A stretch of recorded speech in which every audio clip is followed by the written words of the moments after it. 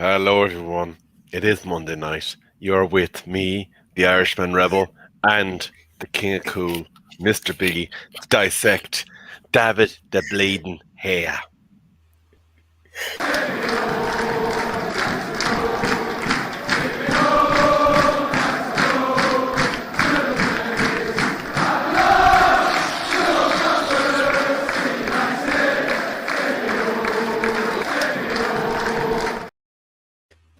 What is the bleeding story? United Agenda Famalam.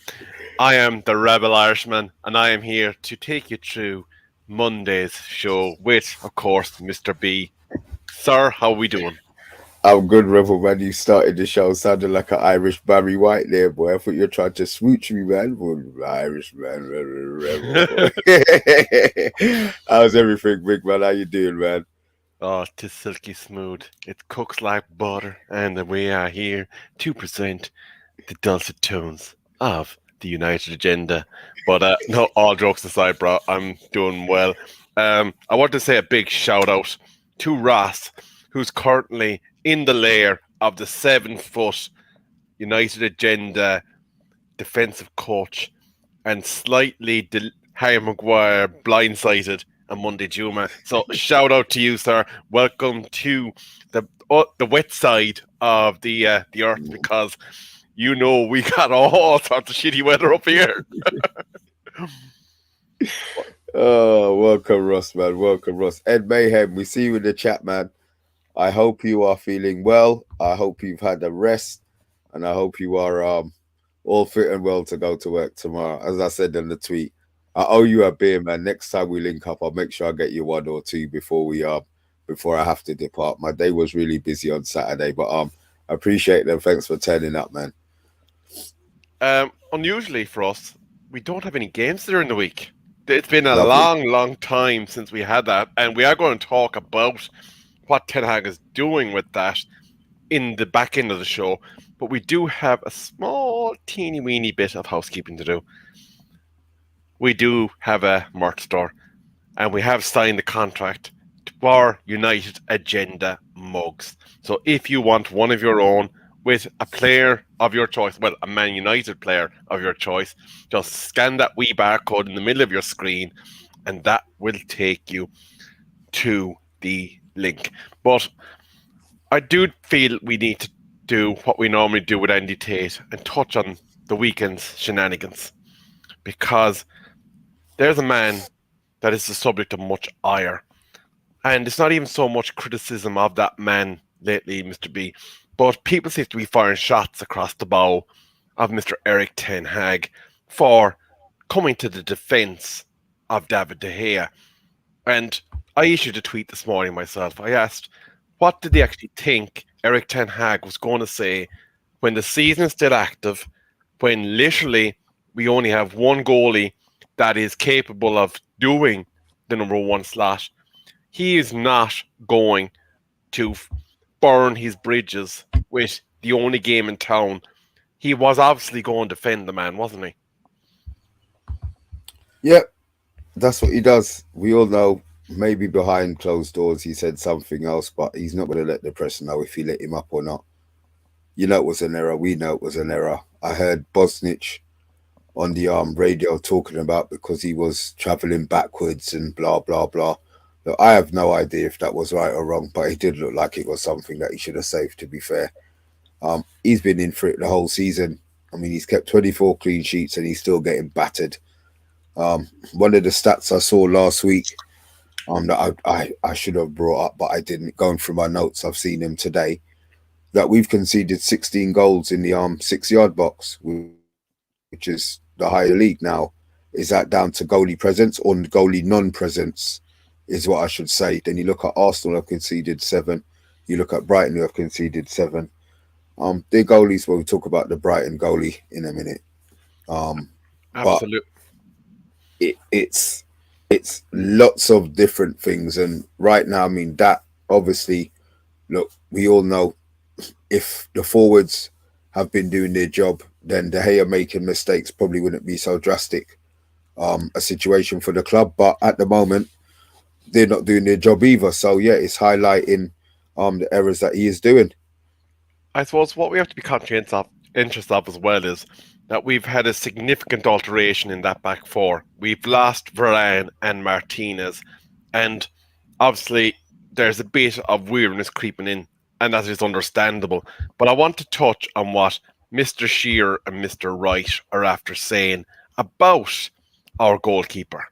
And there is 8 of you in the chat, so please do give us a like, share, and subscribe. We do appreciate it. Bat time with Vaughan. I do see your comment about a certain goal, and during the halfway point, Mr. B will relay the full tale of that goal for you. But I do realise now this is quite small on your screen, so I will just read it briefly for you. Alan Shearer and Ian Wright have both suggested that Manchester United should look at replacing David De Gea if they deem goalkeeper position a priority in the summer. De Gea is one of United's longest-serving players, having made north of 500 appearances for the club. That's seen him enjoy some very good moments, such as winning the Premier League, the FA Cup, the League Cup, on two occasions, that was, and the Europa League. While he's been an integral part of the squad for years, it's been a line of criticism heading to his door of late. Indeed, United lost 1-0 to West Ham in their last fixture, with De Gea at the centre of attention after he spilled a rather tame Benrahma effort into the back of his net. The loss meant 4th place United are now just 1 point ahead of Liverpool, though they do have a game in hand. Wright thinks Champions League football should be on their minds, and with this mistake, potentially a fatal one in reference to their qualification for the tournament. At some stage, Manchester United are going to have to look at that position, he said, on Premier League productions. The concentration just isn't there at times, and it should be a priority position for them. Maybe it's not, but that goal could cost them Champions League. Along with the probe into the position, Wright feels that other sides can be doing much more to capitalise on playing against De Gea. Whenever you get bodies around him, he gets very, very shaky. I can't understand why teams don't put more in-swing corners in on him at every single opportunity. He's never comfortable in that situation. So, Wright going full guns blazing for our number one, Mr. B. Jesus Christ, Rebel. It's have a, you know, look, if it's not Fernandez that the press want to moan about, then it's something else. We can't tell them to mind their rose business. That's what they're paid to do, talk. He's had a lot of airtime out of it, and he's had a lot of mileage out of it now. I'm getting to the stage where I probably do believe that the hair does need to be replaced. I've tried to stick with him as long as I can, and I have swayed. I have swayed quite a lot, not even recently, from a little while ago. So there is parts of his game that I'm not sure that he can improve, even with coaching. So it's probably going to be better to get somebody else in, who doesn't need that whole. I just think there's a lot of the Ten Hag's style of football is being restricted by having De Gea doing what he's doing feet wise, stopping wise, and shot stopping. That's great, but football's evolving, and keepers need to be doing a little bit more. You look at Pep when he came in at Man City. He got rid of Joe Hart virtually straight away. Everybody was losing their mind. Why?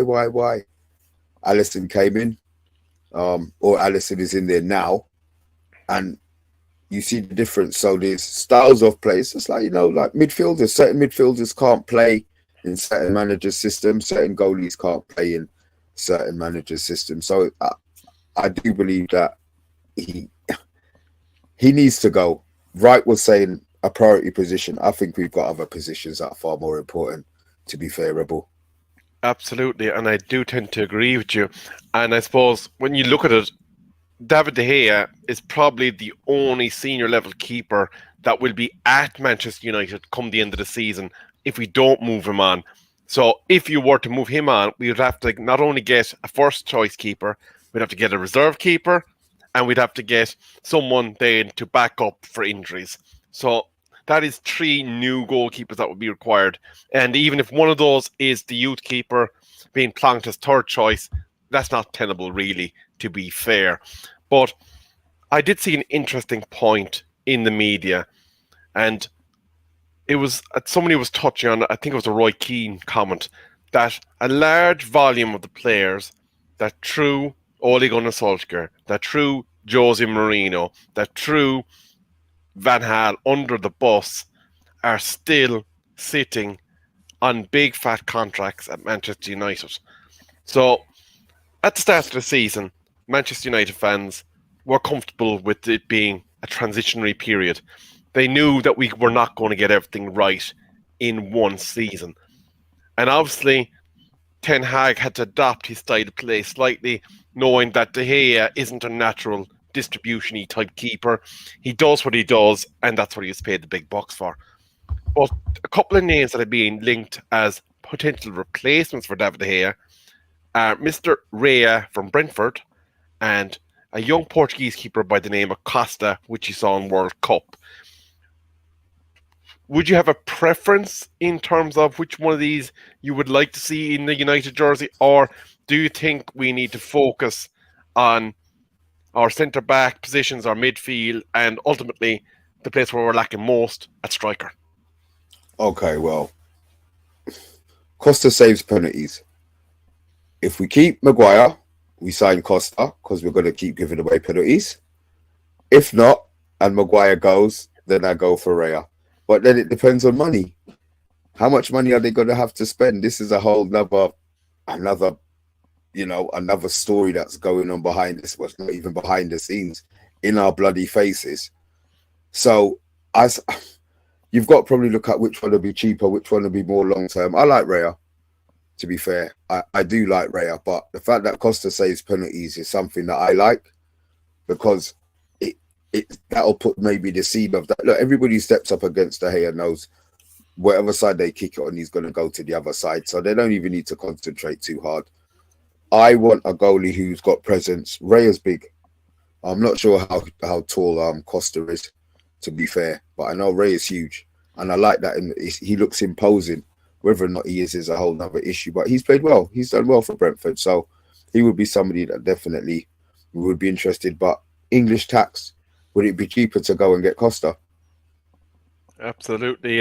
Well, the rumours are that Costa would cost somewhere in the region of 50 million. So that would be quite a substantial investment in a keeper, and you would want to be sure that he would be fit for the Premier League, because we do know how much more physical Premier League football can be, and how much more in-your-face attacking players can be.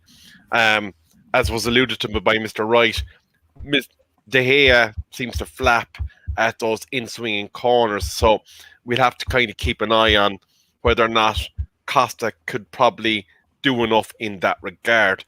But I am seeing a number of comments in here that we do need to address. And this is actually one for you, Mr. B. When De Gea came to United, he was good with his feet. First of all, do you agree with that sentiment? And do you think that the coaches coached that out of him? They probably did, to be fair. They probably did, but he's never going to get back to whatever he was at the time. And to be fair, when he came to us, maybe he was good with his feet, but that wasn't something that our coaches were interested in. Ferguson definitely was interested in our goalie playing out from the back. So maybe it was coached out of him. And whether or not that's to the detriment of the club, which it seems it is now, but he wouldn't have made him any braver coming to crosses from corners, would it? To be fair, it's not going to stop him from flapping at corners. That's an issue. That's another part of his game there that seems to be an issue for everybody, including me, to be fair. And Colm, I know, God bless Colm, he backed him as long as he could, and even Colm's is now losing his mind a bit, you know. Absolutely. I just want to say hello to Ed Mayhem as well. The awful error by De Gea was dreadful, but there was dreadful defending leading up the shot. Seems to have been completely ignored. As I suppose we did allude to it at the start of the show, we are missing both Champions League Varane and our Butcher in that defensive area, and we do seem all the poorer for it. Yeah, but at the same time, we can't really use it as an excuse. One, we're playing West Ham, and two, Shaw and Lindelof have been playing pretty well together. You know, obviously, yeah, Shaw's not a centre back, but he's played okay. He's been playing well. So the fact that I don't want to hear that as an excuse. Well, we don't have Lindelof or we don't have Martinez. We're not up against A-class players. We're not up against look, I was just said a top 6 football team. It doesn't matter what away from home. We're not beating anybody. Thank God we've got free game. Look, we'll talk about that part of it in a bit anyway. Absolutely, yeah. And as you said, our waveform has been shocking, but I do want to hit a few more comments. Jimmy Max says, even a broken clock is right twice a day. Right, he can F off. He's an absolute whopper. Okay, fair enough. Um, Bart is a serious fan. A modern goalkeeper is a must at the highest level. Without it, it means playing with a man less. For Ten Hag's vision to come to full fruition, unfortunately, a new man is required between the sticks. Um, One more up here. Across the pond, always dumping on De Gea. See, when he leads the league in clean sheets, doesn't he? Only 49 goals. It, so basically, Moss is saying that he doesn't understand the dumping on David De Gea. And I When think he's bad, he's bad. Yeah, when this he's bad, he's bad. um, the gaffer is in the house. Solo, big man, or suit man, as we'll be taking to calling you soon. Bad time with Fawn. I'd rather see us get a right back and at least one more midfielder and two strikers than a new goalie. Now, Mr. Solo, while you're sitting there pondering and inciting comment in the chat, I do want to know if we do go for another season of De Gea. Obviously, we're still going to need to bring in someone to sit in that bench. And would you like it to be someone that could legitimately joust with De Gea for the number one jersey? Or do you want someone just to sit there and be happy to take their wages and more than likely never play? I'm going to ask that to Mr. B as well. I want somebody who's going to push him. There's no. You want somebody who is going to be a replacement. And when I say replacement, there tends to be a situation where people expect replacements to be lesser players. Man City don't have a drop-off when they make substitutions. We have drop-offs from our first team. So the gaps need to be closed. De Gea needs to be improved. The goalie that they bring in, I think, needs to be able to compete with De Gea. And so that when De Gea makes a mistake, like when Malaysia makes a mistake or when Fred makes it, they don't play. They don't play. You know, that's what I want. It's not a thing where you come in and you're playing, you've dropped somebody and the level is so big that, all right, look, you've done it for 1 week. You know, you've missed one game. Whatever the other player does is not going to be good enough anyway. Come back into the squad with an open arms. No, there has to be oh fuck me, what's the word I'm looking for? There has to be oh god, it's gone. No, not even consistency. There has to be jeopardy for you having a shit performance. You can't just keep playing shit and keep getting picked. It's rubbish. Actually, that is an interesting point that you've made because people have alluded to the fact that when Anthony wasn't doing his stuff, he was hooked. When Sancho wasn't doing his stuff, he was hooked. When Martial wasn't doing his stuff, he was hooked. And they even look at the Wan-Bissaka Dalot battle.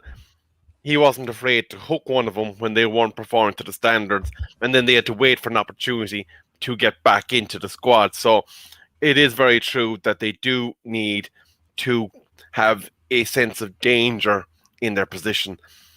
But what I will say is, before we move on to topic number 2, and that is the top 4, and the assertion by some fan bases that our top 4 chances are gone out the window, Mr. B, the news of the wonder goal has travelled far. It has even reached the shores of the Emerald Isle. Regale these wonderful people of the story of the top bin goal. God, listen, look, it wasn't that great. I'm not. I can't sit here and pretend that I dribbled past 12 players.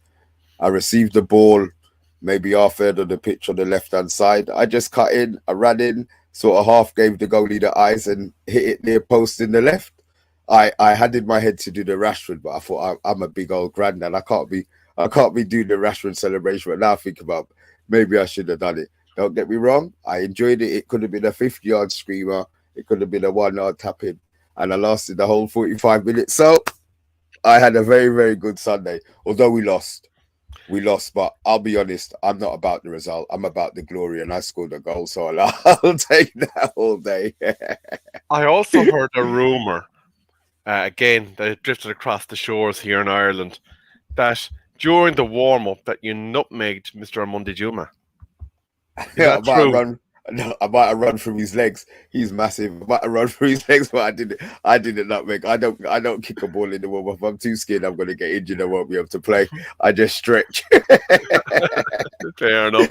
And bad time with Fawn is, he says, "How in the Jesus are you a YouTube channel and you didn't even film the game?" No, we couldn't do it. Yeah, it was. Yeah, nobody could film the game. It wasn't. Yeah, I definitely wasn't doing it. So no, we didn't film it, but it's all right. I've got it. I've got it in my memory banks. That's all right. Ed Mayhem witnessed it as well. That's two. Rebel. So there was four of us. Four of us on the chat. That's good enough for me. I'll take it. No worries. And before we kind of dip into that second topic, I'm just going to pop this up briefly, just as a reminder. If you do want your own Man United agenda mug, that little wee QR code in the center of your screen will take you direct to the website. But Mr. B, I had alluded to the fact that other fan bases are trying to tell us that we're spursing this top four race. We have them coming loud and clear on our Twitter feeds, on our social medias. But Eric Ten Hag spoke today and he was quite bullish about the fact that nothing has changed. So he's saying nothing changed, only we could have made it scoring top four easier when you have a win. Ten Hag was quoted as saying after the 1-0 defeat at the London Stadium by the official United website, we need 3 wins in 4 games, so everything is in our hands and we have to believe. But it's not about Liverpool, it is about us. Because look to the table and we have everything in our own hands. If we bring our performances, if we bring our standards, then we will win games. So we don't have to look at others. We only have to look at ourselves and find a way to win and find a way to get back to our levels. So he's basically saying destiny, Mr. B, is in our own hands. It's a good job it is at the moment, Rebel, because if they were relying on us specifically, the fact that the games we've got are home games is the only reason why I'm still confident that we'll get the top 4. I thought we needed to win against West Ham, but the Newcastle losing obviously, as to a certain extent, means that they can't pull away. They're still under a little bit of pressure as well. They're still under a fair bit of pressure as well. The Liverpool train, I think, is running too late. The fact that they've started to believe that they can get top 4, is nice. What I want it to be doing is snatch from them. I would rather it was snatched from them earlier, but let them keep chasing. Let them be confident. Let them keep thinking that top 4 is, that they've got an opportunity, because that just means that they nail down Thursday night football, and we all know what Thursday night football does to you in the league. So I'm not going to say I'm confident, because I'm not confident. It's the home games is where I feel that we've still got the opportunity. If we had 3 away games, then no, I wouldn't be giving it anything. What are you thinking, Rebel? I know you're quite positive most of the time. What I do want to say before I get onto that is just some breaking news from live football that's currently ongoing in the big relegation battle. Nottingham Forest could actually be on the verge of pulling the Great Escape. They are currently 3-1 up on Southampton at half-time. Southampton are so poor. But with regards to Manchester United and the fixtures that we have remaining, home to Wolves, away to Bournemouth, home to Chelsea, home to Fulham. So 3 out of 4 are at home. Wolves got absolutely stomped by Brighton, who got beat the living pulp out of today, even though they did beat us. Bournemouth have been so helter-skelter, it's hard to get a read what kind of team will turn up. Chelsea have been absolutely bleeding brutal since Lampard took over. I bet you Poch signs before we play Chelsea. I bet you Poch comes in and it's all out and all official, all paperwork signed, and he's going to be in the dugout for us when he plays. We're going to get new manager bouts to get Chelsea. There is, but like what I would say about Chelsea is that squad is ready to cook. They need one, maybe two players to add to it, and they are good to go. So there's a lot of talent there. But in reality, we should be beating Wolves and we should be beating Bournemouth. That's 6 points. Chelsea, let's say we even don't win it, and then Fulham then, who'll have absolutely zilch to play for in the last game. Surely you win those 3 games, you get top 4. And let's not fool ourselves. Liverpool going unbeaten for the rest of the season? Not entirely guaranteed, is it? But destiny well and truly in our hands. And I want to know from those 4 games in the chat, how many points are we getting? Oh, Rebel, don't do this to us. Don't do this to me. Okay. Wolves, we're Wolves at home. Wolves normally give us a good game. Neves normally turns up, normally hits one from 25 yards. I would like to think we're going to beat Wolves. I'd like to think we could beat Wolves. The Bournemouth game away, with that little ramshack stadium, the little pitch, everything tight. I'm worried about that one. The Chelsea game at home, if Poch isn't manager by then, I don't think Chelsea will be an issue. If Poch is the manager, I think Chelsea will be an issue. The last game of the season, Fulham, I think we'll beat Fulham at home. So I'm going to guarantee 6, and we need 9.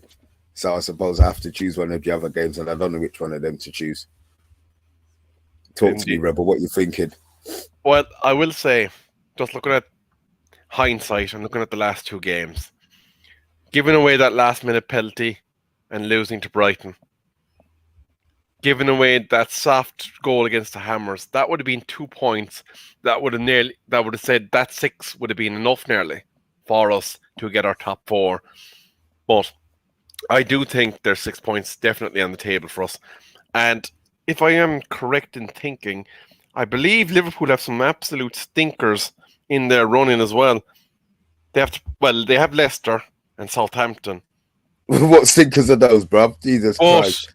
They do have the Villa. So we will be looking to Villa to frustrate them in Anfield. Villa lost to Wolves the weekend away from home. I don't know. I can see Liverpool winning the rest of their games, Rebel. I can see Liverpool winning the rest of their games. So if they win the rest of their games, that puts them on 71 points, which means we do need that 9 because our goal difference isn't going to match theirs. Nope. The only variable is Newcastle have Leeds, Brighton, Leicester, and Chelsea. See, and that's where this is the. I'm glad you brought that up because everybody's talking. Newcastle have got the hardest. I think Newcastle have got the hardest running out of the 3, and it's not inconceivable that Newcastle are the team that finish outside the top 4.